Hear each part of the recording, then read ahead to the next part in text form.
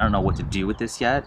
I'm just going to do a bunch of cutting and spicing and editing and shifting around and putting words here that just say things that no one really knows and I don't know what I'm talking about. And then there'll be recipes that will be linked at the bottom. And I might point to a video that's not going to link because it doesn't link when you go click on it through Instagram. But it's okay.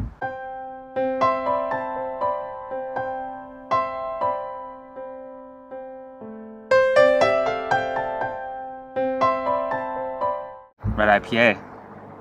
Time to taste. Please be carbonated. Good sign. I really want this to be red. I haven't had this yet. It's sort of red. Kind of. It's not very clear. It could use a little fining or conditioning for a little longer. I might put one in the fridge for a couple weeks and try it again after that and see if it clears up a little bit. But it's not bad. It is a little bit of a reddish hue to it, I would say. I've been trying to get beers more red forever. This is the reddest I've ever got. Definitely on the darker side, but I think it's about right for the style, if it's even a style that you can call.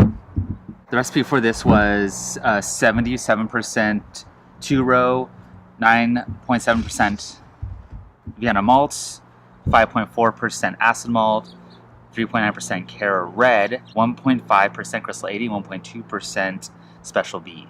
I'm doing percentages because I do 1 gallon batches, so doing my amounts would be kind of pointless because I think most of you out there do 5 gallons or more. The original gravity was 1073, 83 IBUs, 17.9 SRM, and the hops I used were Hercules. I boiled for 16 minutes, 0.1 ounce.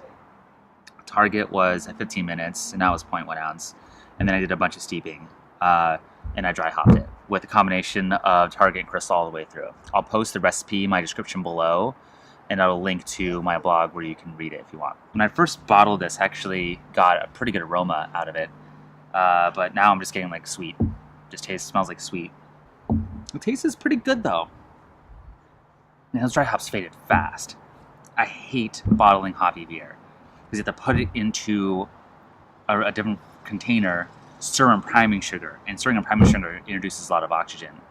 I suppose what I could do is just like fill a vessel with CO2, transfer the beer onto it, stir it, add priming sugar, put more CO2 onto it, and then rack from there, and maybe purge the bottles and purge the lines. So if I bottle more of these hoppier beers, I might just do something like that. I don't know if I'll go that crazy to purge the lines in the bottle. It's worth exploring purging the bottling bucket, if you will, or whatever you put your beer into before you bottle. Yeah, the aroma's there a tiny bit, but it's more of like a malty sort of homebrew sweetness on the smell. It might be slightly oxidized. I mean, just a fraction. Some people are really sensitive to diacetyl. I'm really sensitive to oxidized hoppy beer. Like, I can smell it a mile away. And to me, it transcends that wet cardboard. It goes into like this moldy carpet sweetness that's horrifying to me. It almost has a little bit of a chlorine smell too, like a swimming pool. Just a fraction, which was not what I was going for, obviously. I'm not getting it in the taste though. I'm not getting in the taste. It's just a touch in the nose. The taste is good though. The bitterness level is good. It's nice and bitter up front.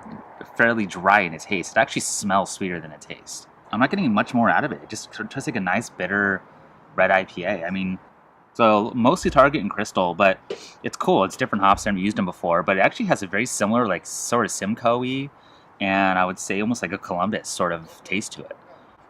Almost on the dankier side than it is like any sort of fruit or pine or even like spiciness. Crystal is actually from the United States, and Target is from England.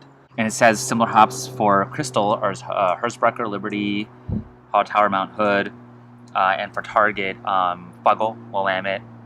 I don't know necessarily that if I use just Fuggle and Liberty that I would get a very similar flavor. It'd be worth trying. I never used Fuggle that heavy in a beer before. I've used it in little doses or used it for like certain English beers, but I've never used it for, as like a heavy hop for like an IPA sort of style. But it'd be worth trying. That's a good recipe, a good color, but it's definitely not my favorite hoppy beer I've made. So that's it. Till next time, till next brew day, and happy brewing.